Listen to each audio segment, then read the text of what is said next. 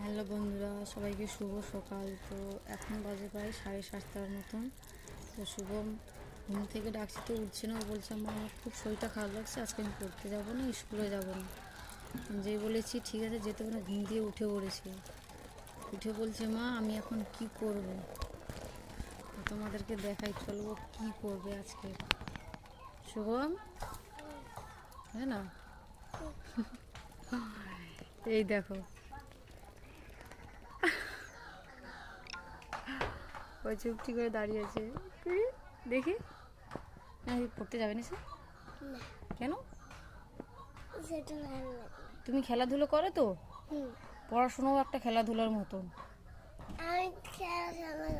পড়বে, বন্ধুদের সাথে খেলবে, আবার আন্টিদের সাথে কথা বলবে।